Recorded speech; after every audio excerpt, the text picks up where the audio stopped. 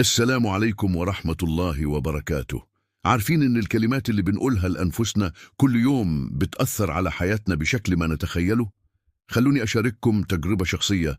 كنت دايما أقول لنفسي أنا مش قد المسؤولية دي، أكيد هفشل، الناس الناجحة أحسن مني.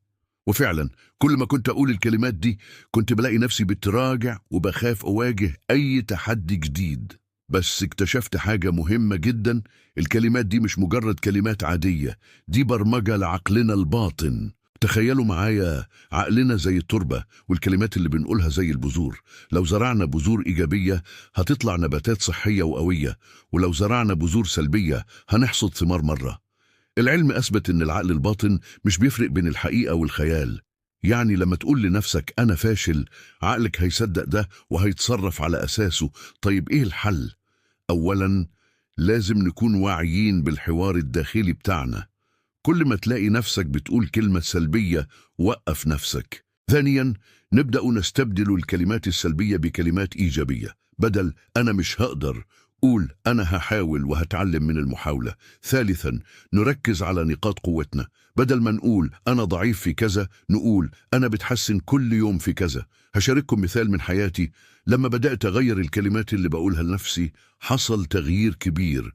بدل أنا مش جاهز بدأت أقول أنا بتعلم وبتطور. النتيجة، بدأت أشوف فرص جديدة وبدأت أتقدم في حياتي بشكل ما كنتش متخيله.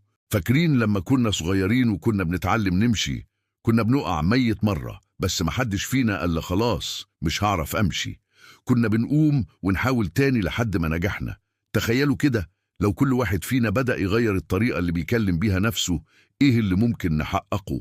ثالثاً، نركز على نقاط قوتنا.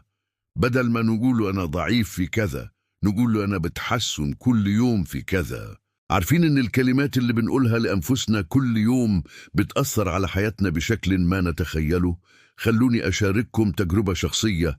السلام عليكم ورحمة الله وبركاته. دلوقتي عايز أسمع منكم، إيه الكلمات اللي هتبدأوا تقولوها لنفسكم من النهاردة؟ شاركوني في التعليقات. طيب إيه الحل؟ تخيلوا معايا، عقلنا زي التربة والكلمات اللي بنقولها زي البذور. لو زرعنا بذور إيجابية هتطلع نباتات صحية وقوية، ولو زرعنا بذور سلبية هنحصد ثمار مرة. خلوني أشارككم بعض العبارات القوية اللي ممكن تبدأوا تستخدموها. أنا قادر على التغيير، كل تحدي بيقويني، أنا بتعلم وبتطور كل يوم، الفشل خطوة في طريق النجاح. كنت دايما أقول لنفسي أنا مش قد المسؤولية دي، أكيد هفشل، الناس الناجحة أحسن مني. وفعلا كل ما كنت أقول الكلمات دي كنت بلاقي نفسي بتراجع وبخاف أواجه أي تحدي جديد. الموضوع مش سهل في البداية، صح، بس مع الوقت والممارسة هتلاقوا إن الكلمات الإيجابية بقت جزء طبيعي من تفكيركم. العلم أثبت إن العقل الباطن مش بيفرق بين الحقيقة والخيال. يعني لما تقول لنفسك أنا فاشل، عقلك هيصدق ده وهيتصرف على أساسه. الموضوع مش سهل في البداية، صح، بس مع الوقت والممارسة هتلاقوا إن الكلمات الإيجابية بقت جزء طبيعي من تفكيركم. تخيلوا كده، لو كل واحد فينا بدأ يغير الطريقة اللي بيكلم بيها نفسه، إيه اللي ممكن نحققه؟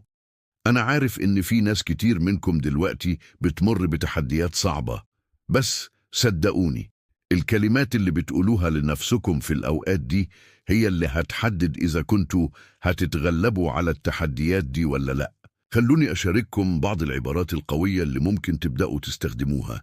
أنا قادر على التغيير، كل تحدي بيقويني، أنا بتعلم وبتطور كل يوم، الفشل خطوة في طريق النجاح. وأهم حاجة، متنسوش إن التغيير مش بيحصل في يوم وليلة. خدوا وقتكم، كونوا صبورين مع نفسكم. دلوقتي عايز أسمع منكم، إيه الكلمات اللي هتبدأوا تقولوها لنفسكم من النهاردة؟ شاركوني في التعليقات.